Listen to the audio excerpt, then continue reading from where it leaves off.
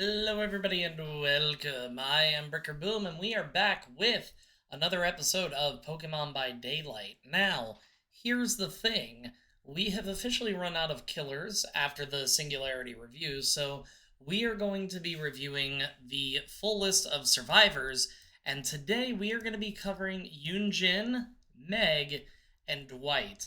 As always, what we're going to go ahead and do is hop into their backstory first.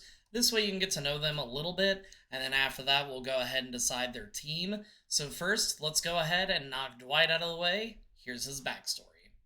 Oh god, this is gonna be real hard. Mr. Dwight.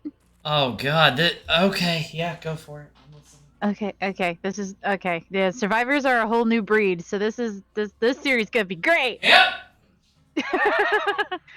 Okay, here we go. Dwight was geeky and scrawny through high school.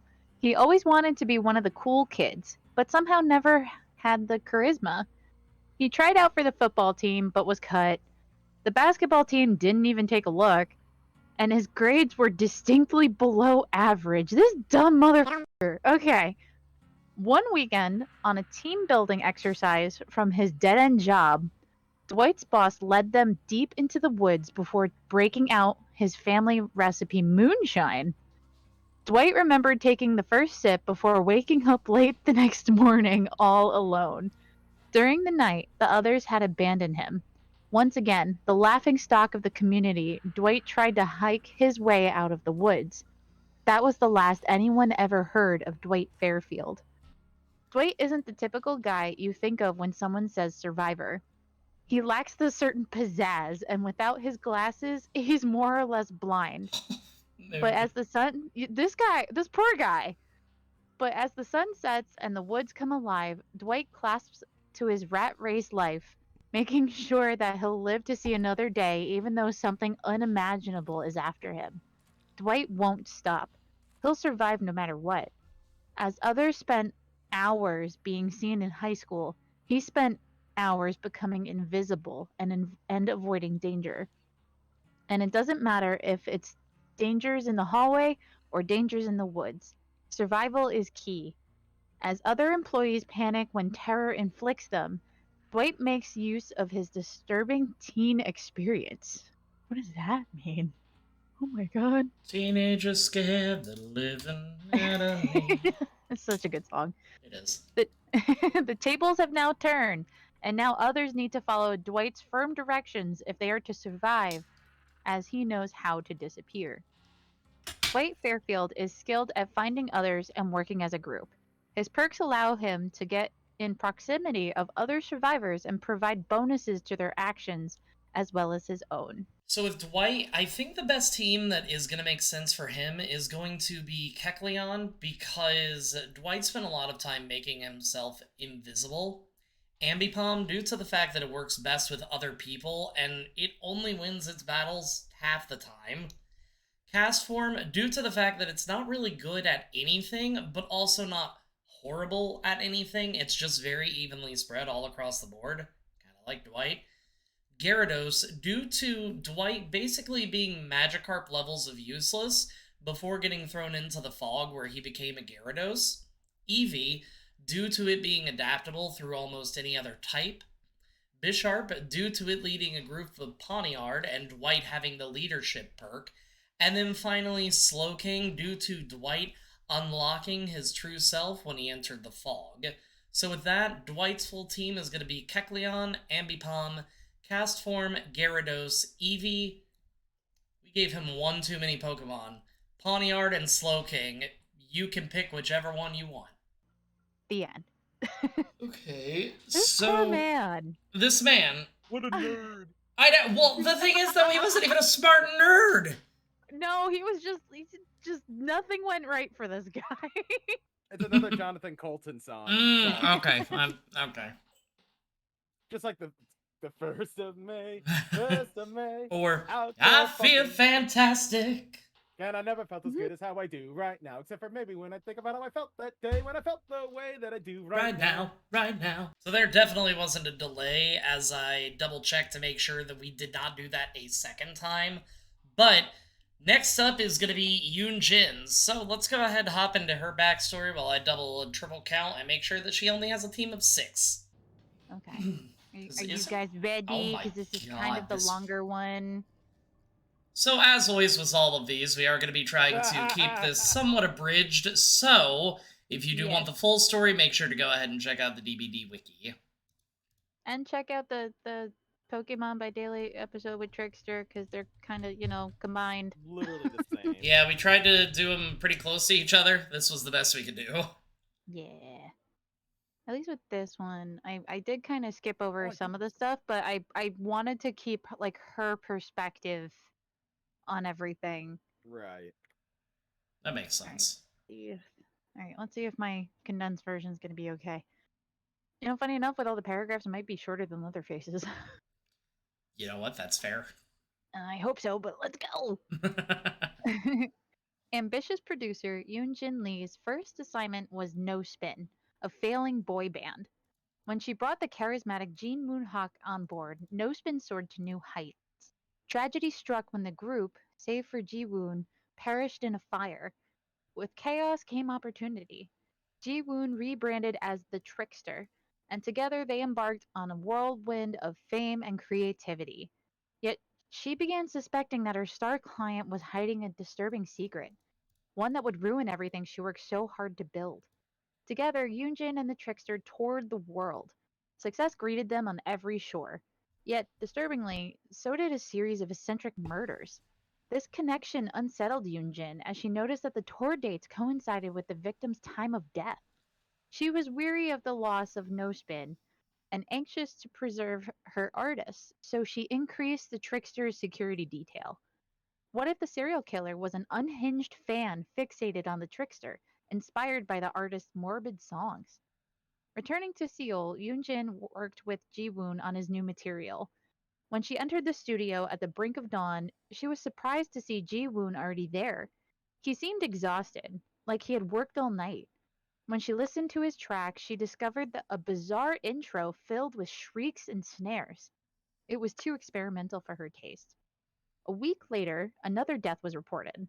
The body showed traces of torture and was arranged in the same flamboyant style as previous murders, this time with diamond cufflinks gouged into the eyes of the victim.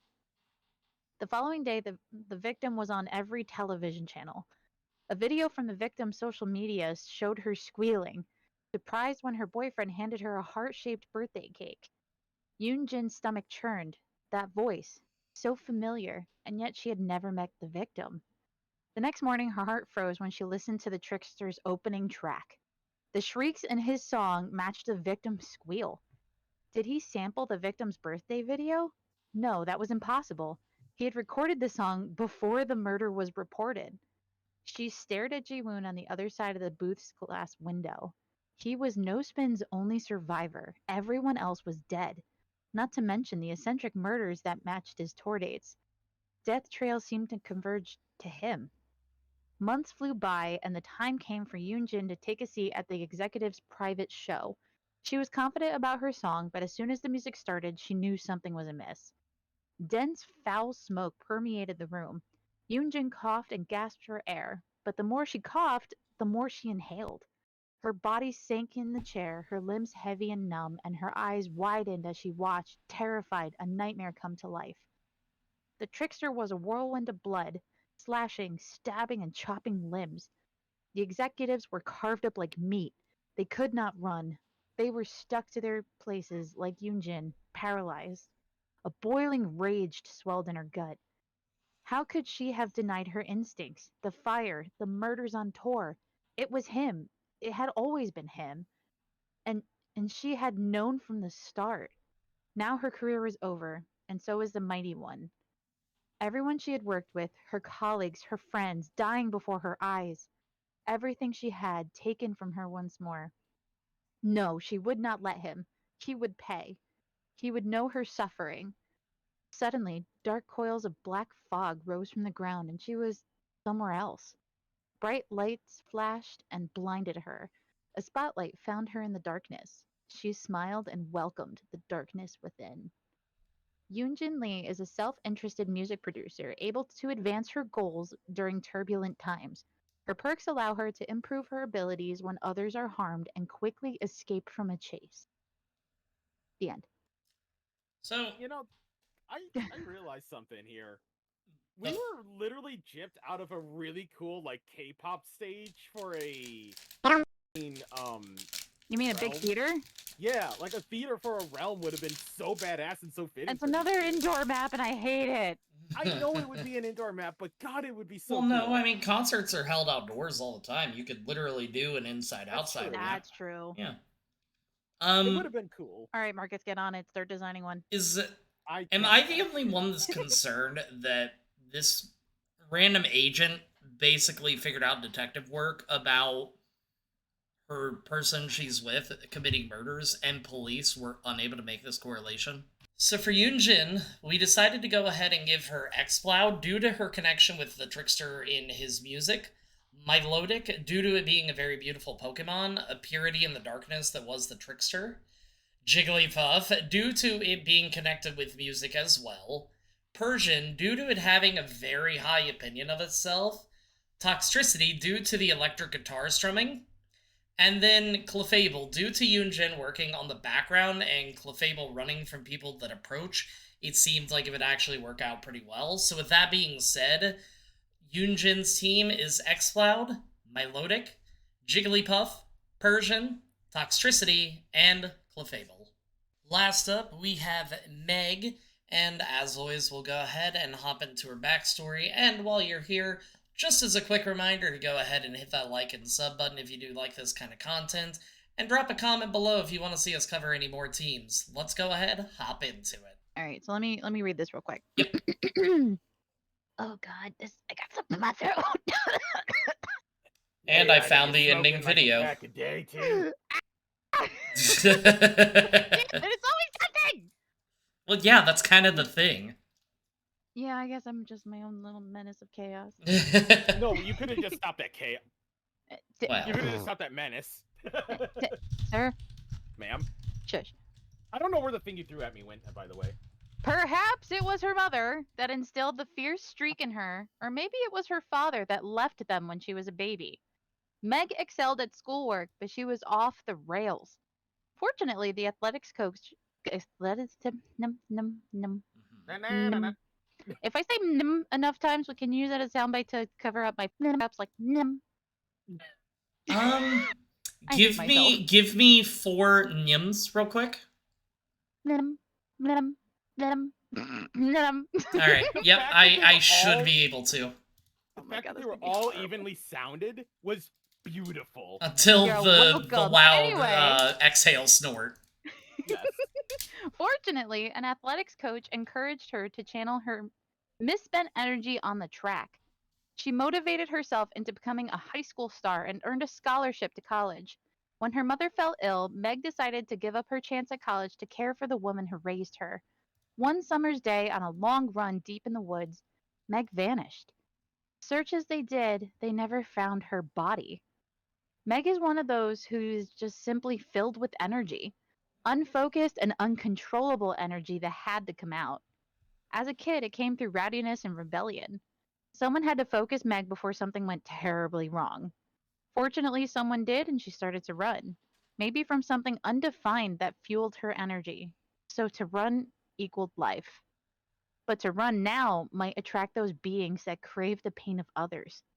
But as she runs from something, instead of towards it, she understands something. She understands that speed is not of the essence. It's reaching that finish line. Rather last, but still breathing. She deludes whatever it is out there as she glides through the obstacles and fear, thus managing to stay alive. Meg Thomas is an energetic athlete, able to outrun most killers. Her perks give her advantages to escape chases and put distance between herself and the killer. She is all about escaping and avoiding bad situations. She can greatly surprise the killer with her speed when she is in a bad situation. The end. So with Meg, the last survivor of tonight, we decided to go ahead and give her Rapidash due to its speed and racing. Raichu, due to it building up electricity, building itself up and making itself more powerful. Boltund, due to the fact that it can run as much as it does. Cubone, due to the fact that she cares very much for her mother. Furret, due to living in narrow burrows, slim build, and can move quickly through narrow space. And then finally, Blaziken, due to the fact that it has very powerful legs. There was a bit of a theme here, if you can't tell. So with that being said, her full team is Rapidash, Raichu, Boltund, Cubone, Furret, and Blaziken. And I hope you all enjoyed this episode of Pokemon by Daylight. As always, if you liked the video, even if you didn't like the video, hit the like and subscribe button because it really does help me out. And until next time, everybody, peace out. Off, pop.